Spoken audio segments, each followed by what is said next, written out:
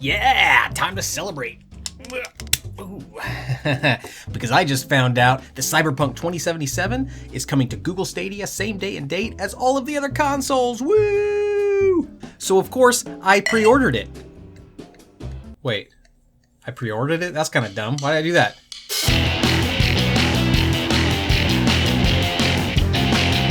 Before I go any further in this video, please consider subscribing to this channel. I make weekly-ish videos about video games, including reviews, humorous skits, and sometimes opinion pieces, like this very video. Oh, I forgot how good that is. Look, Cyberpunk 2077 looks like it will be amazing. I don't question my excitement for the game, nor my desire to play it as soon as possible. That's not the dumb part of my earlier statements. But when it comes to pre-ordering a game on a streaming service, from a consumer standpoint, from a gamer standpoint, from a not developer or publisher standpoint, pre-ordering a game from a streaming service is pretty dumb. Again, I did this. I did the dumb thing that I'm talking about. And if you also did the dumb thing, then defend your dumb act. Let's be friends. Bonded by our dumbness. Friends who get to play Cyberpunk 2077 on launch day, am I right? At 2 a.m. Hey, we're dumb, remember? So let's do it! While the concept of a pre-order has remained pretty much the same over the last several decades, its purpose has evolved. So back in the day of physical-only media, a pre-order helped set expectations for production runs. For retail outlets, the number of pre-orders a game receives helps stores estimate how many copies they should stock. For developers and publishers, the pre-order count helps get a sense about the velocity that the development costs would be recouped, and the pre-orders help whet the potential for eventually turning a profit. For game publishers and developers, pre-orders always have been and are still a great and important thing. For gamers, the physical pre-order was a way to ensure you'd get your copy of Bendy and the Ink Machine on day one, because who knows, maybe Bendy and the Ink Machine would be sold out by the time you got to the store, because the game is so good. I'm kidding, it's absolute garbage.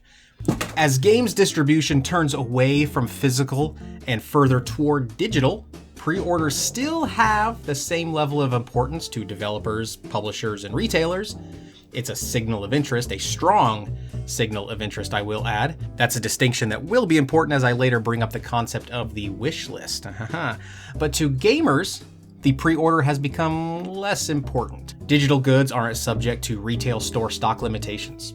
Pre-ordering in a digital economy is less a way to ensure you could play the game on day one, and more a way to empty your wallet with nothing really to show for it. This realization wasn't lost on developers and publishers, so bring forth the world of pre-order bonuses. Developers and publishers rely on pre-orders, as I've said, so as gamers become less compelled to hand over cash for no immediate return, pre-order bonuses then become more prominent. While I personally don't care for pre-order bonuses, I've personally never been compelled to pre-order a game so that I could get that fancy new skin in my single-player game. I do love the other thing that publishers and software platforms started to allow around this time: pre-installation. Pre-installation is the latest attempt to encourage pre-order of digital games. Pre-installing a game means that when the game is officially released, you don't have to then wait hours for the game to install. This is a rare example of a valid reason for consumers to pre-order a digital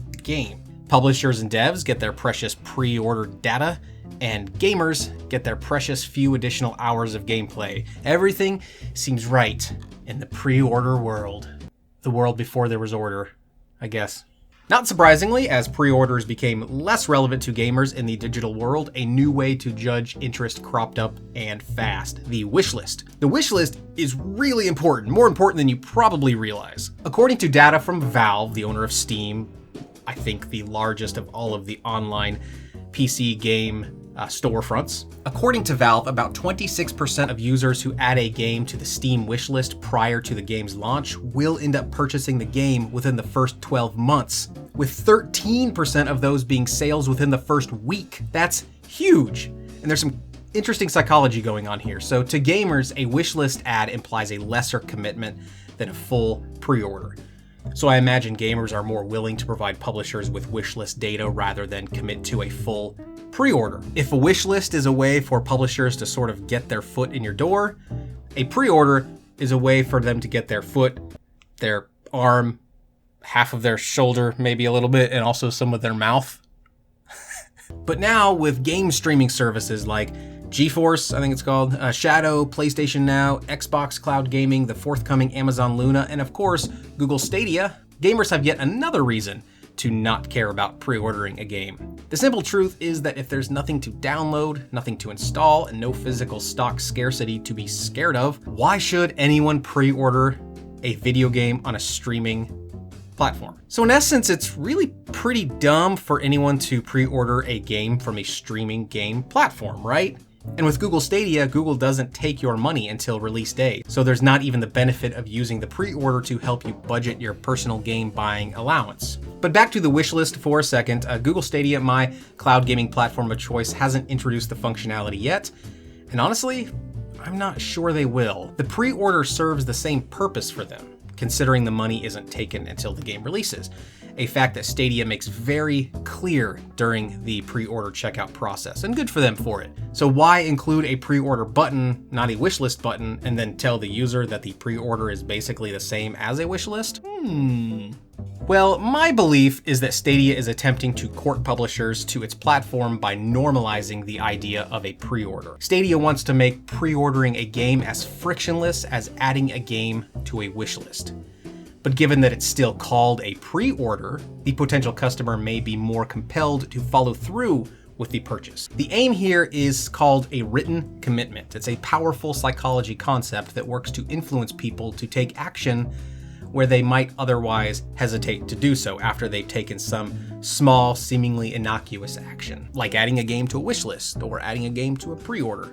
Therefore, the 13% first week sales that Steam credits toward its wishlist functionality could someday be higher for Stadia's pre-order functionality. Now that would be quite the compelling metric for developers and publishers, which could help increase the number of games available on Stadia. Of course, Steam has a robust storefront that helps push wishlisted items to the wishlisting users, something Stadia definitely does not have.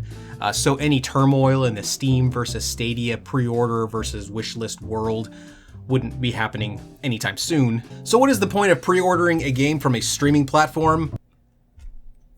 That's a genuine question. Why do you do it? Or what keeps you from doing it if you haven't before?